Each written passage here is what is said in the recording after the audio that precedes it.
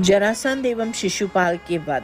हे ईश, तदनंतर मगध के राजा जरासंध द्वारा चिरकाल से कारागृह में रहे जाने के कष्ट प्राप्त 20,800 राजाओं ने आपके पास किसी पुरुष को दूत बनाकर भेजा।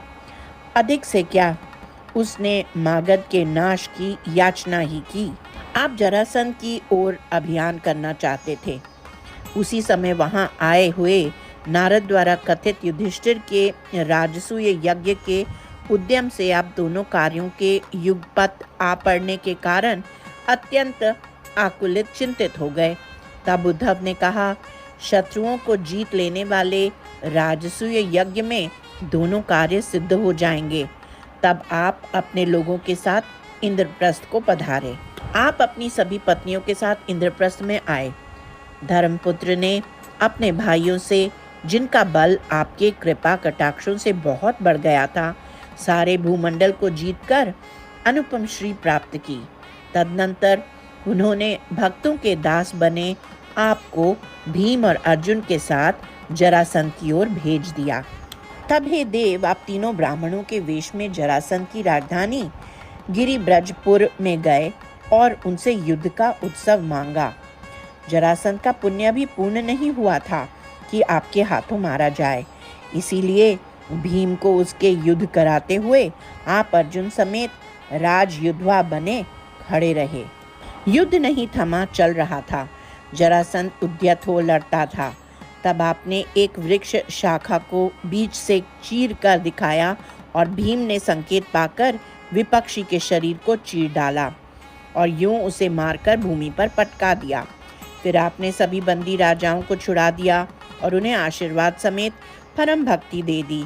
यद्यपि वे निस्पृह बन गए थे, भौतिक ऐश्वर्य, अधिकार आदि के प्रति उनमें आकर्षण नहीं था, तो भी भूमि के धर्म की रक्षा के लिए आपने उन्हें नियुक्त किया।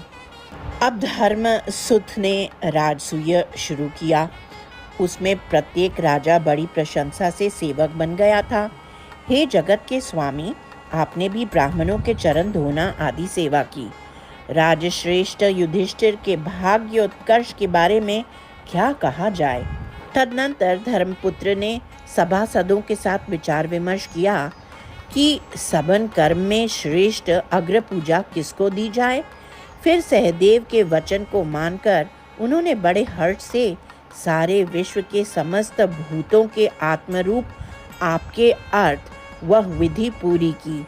तब देव नर समेत सारा जगत अत्यंत तुष्ट हुआ।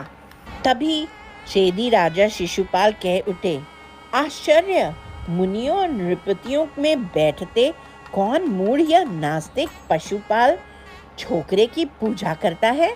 वह इस प्रकार आपके ऊपर बहुत से बुरे वचन वमन कर आयुध लिए अपने आसन से उठ पड़ा। पांडवों ने तुरंत उसका सामना किया। अपने पक्ष वालों को हटाकर आपने असुरों को चीर डालने वाले अपने चक्र से सम्मुख खड़े वैरी का सर काट दिया। अपने तीनों जन्मों में प्राप्त आपके निरंतर चिंतन से उसका चित्त अब शुद्ध हो गया था और उसने आपके साथ वह परम ऐक्य प्राप्त किया जो योगियों के लिए भी दुर्लभ है। तदनंतर आपने उस महायज्ञ को पूरा कर दिया और जन आपकी और धर्मपुत्र की जय बोलते हुए चले गए। लेकिन दुष्ट दुर्योधन का मन विपक्षी धर्मज की श्री देखकर विचलित हो उठा और वह मैं द्वारा निर्मित सभाघर की पौड़ी में स्थल की जल रूप और जल की स्थल रूप भ्रांति से विमूढ़ हो गए।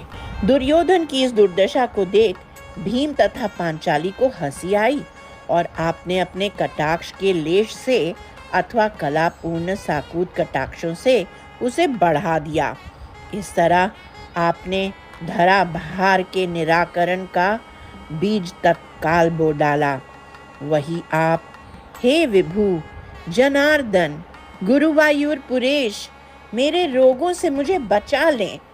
सर्वत्र गोविंद नाम संकीर्तन, गोविंदा गोविंदा।